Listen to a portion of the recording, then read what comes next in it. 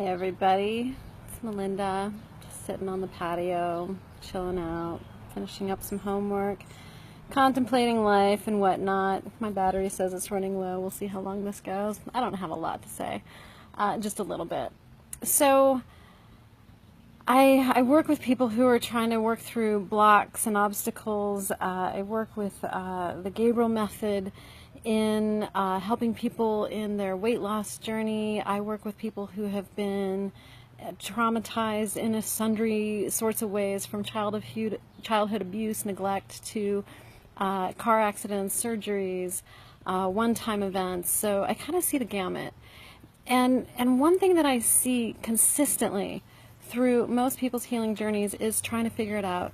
Trying to figure out, how do I do this? How do I do that? How do I get past this? And the mind is so engaged. And at some point, I think it's important to figure out what's the right nutrition, what's the right way to invest my money, what's the right way if I need to learn or educate myself about something, I need to engage my mind to learn things. And at some point, that becomes a hindrance. At some point, people, and I've seen this with myself as well, I see this a lot in my practice, the mind starts to take over and starts to try to bypass the heart experience of the healing journey. And sadly, sorry to report, can't bypass that. Damn it. Be so nice if we could. There is a point when it is no longer useful to engage your mind. Like, your mind has learned enough. Your mind knows enough. It understands enough and needs to let go of and stop trying to control the situation and truly surrender that there's anything to do but feel your way out of it. Feel the hurt, feel the abandonment, feel the anger. Let that energy move. All it wants to do is move. That's it.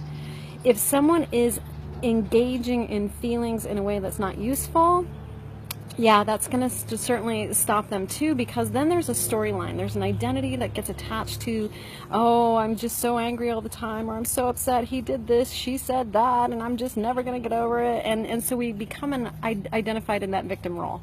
And I see people wallowing in feelings in that way. That's not productive use of feelings. That's not allowing the energy to move. It's so important to be able to take that step back, that observer seat of the feeling itself, and watch it move by like a cloud in the sky. Oh, it's a practice. And so at some point, it's going to be so important to disengage the mind and stop trying to figure out your way, trying to think your way out of your situation. It's just not going to help. Hey, Julie and Rachel. How you guys doing? Is this topic resonating for you guys? I love working with smart people. My dog's coming up to say hello. I love working with very intelligent, smart people. I'm one of those people. And I have spent a large part of my healing trying to think my way out of it, and finally surrendering that part of my being, surrendering that I can think my way out, that I can figure it out, and just dropping into the feeling and allowing that energy to move was the way out. Yeah, and it's what people fight all along. People struggle to not feel the feelings. They don't want to feel uncomfortable.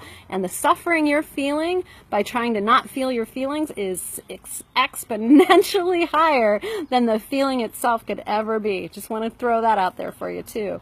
Once you surrender and say, I can't figure my way out, I can't think my way out, I'm going to have to drop into the shitty feeling, and suddenly they're not so shitty. Suddenly they're pretty exquisite. Pretty fantastic experience, I must say.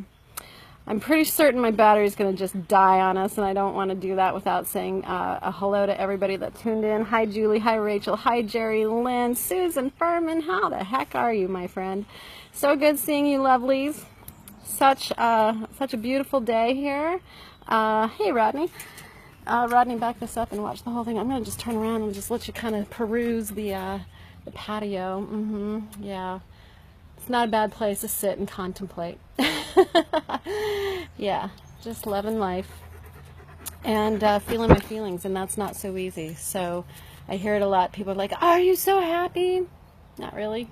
No, I'm feeling feelings. And a lot's getting stirred up in having these guys back in my life. And yeah, it's great. It's wonderful. And it brings up lots of stuff for me to heal and look at within myself that has nothing to do with my partner, has nothing to do with my situation, has nothing to do with anybody outside of my life but me. So I just want to thank every single person that's come into my life to help me connect to myself. And I have fought long and hard to not do that. And I know a lot of you are doing that too. The journey back to self is probably the most exquisitely painful and wonderful journey you'll ever take, and I invite you to come join me on it. It's kind of fun. Love you all. Hey, William Driscoll, if you're still watching, it's good seeing you. I've been watching all your posts, and hope you're enjoying the transition from one season to the next. And yeah, I'll be in touch. Much love to you all. Take good care of yourselves. We'll talk soon.